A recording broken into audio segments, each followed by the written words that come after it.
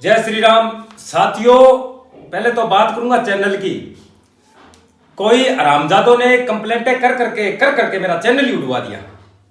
कोई बात नहीं, ये दोबारा बना लिया है और जरूरत पड़ी तो 1 लाख मेंबर है, वो चैनल भी खरीदने की क्षमता रखता हूं मैं, ठीक है। और उसके बाद की आज की बात करेंगे कुछ असामाजिक व्यक्तियों के द्वारा सप्लीमेंट्री 2022-23 के जो एग्जाम है 24 में होने वाले हैं उनको लेकर भ्रम फैलाया जा रहा है। सच्चाई तो है ये, फलाने विधायक ने लिख दिया, फलाने विधायक ने लिख दिया, ये लिख दिया, वो लिख दिया।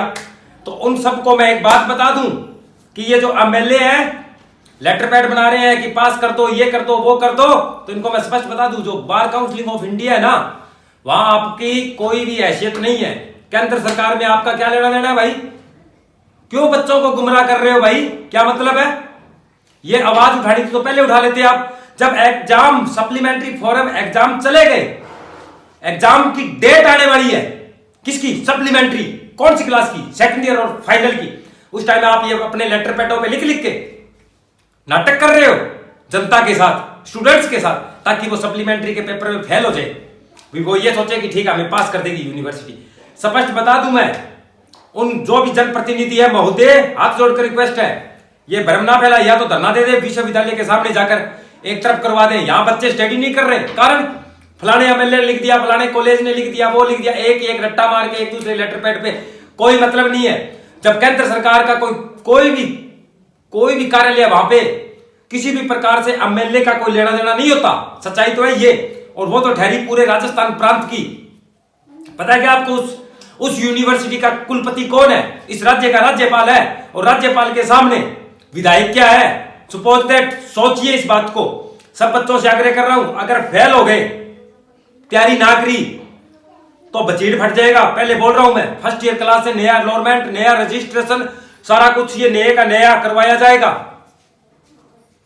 सच चाहिए एकदम।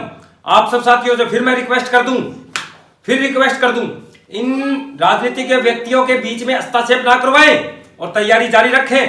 पेपर जो है 25 मार्च से लेकर 15 अप्रैल के मध्य एग्जाम सप्लीमेंट्री शुरू होंगे।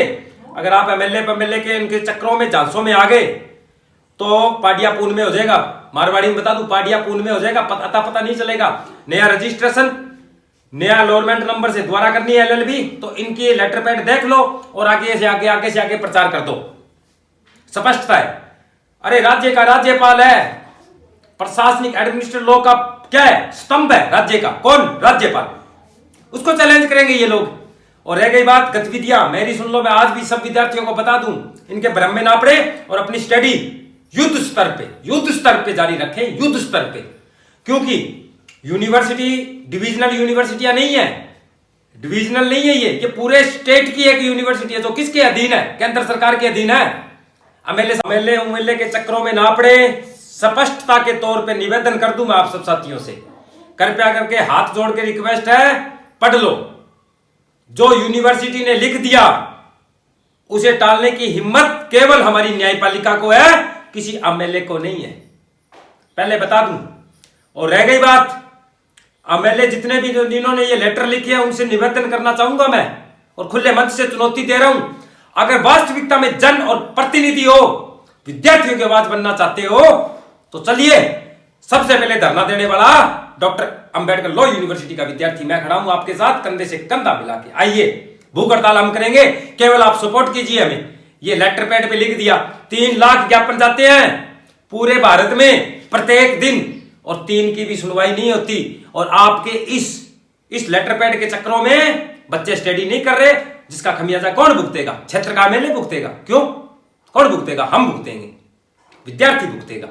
और इसका जिम्मेवार कौन है? ये क्षेत्र के जनप्रतिनिधि लोग, जो केवल अपनी फॉर्मेलिटी करने के चक्रों में लेटर पैड को जरिया बनाते हैं और ज्ञापन भेजते हैं। ज्ञापन 3 लाख जाते हैं।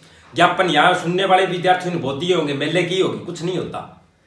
या तो कोर्ट जाइए, कोर्ट का रुख कीजिए। और बिल्कुल यूनिवर्सिटी की गाइड में लिखा हुआ है कि आपको 45% के ऊपर क्या कराएंगे?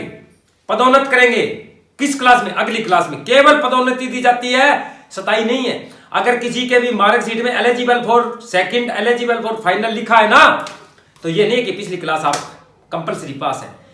आपके पास पात्रता है, बिल्कुल भी नहीं है। एलिजिबल का मतलब है 48 पे भी कर सकते हैं आपको और 45 पर भी कर सकते हैं।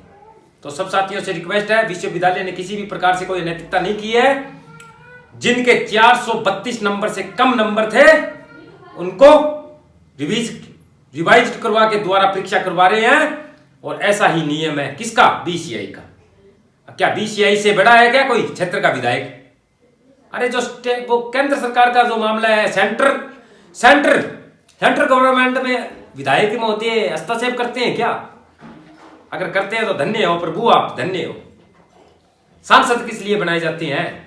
किसी सांसद ने लिख के दिया है क्या? सांसद आज लिख के दे दे, यूनिवर्सिटी के गले आ जाएगी, क्या बात कर रहे हो? और एक और बता दूं, यूनिवर्सिटी ने किसी को नाजायज तरीके से फेल नहीं किया है।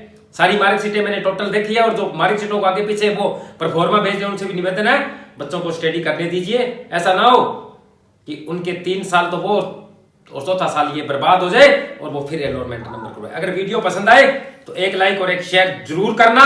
अगर किसी की भी सप्लीमेंट्रियां हैं तो उस क्लास की पूरे के पूरे जो पेपर है उसके नोट्स ले लो, गारंटी के साथ पास हो जाओगे, गारंटी के साथ। जय हिंद, जय भारत, जय मां भारती।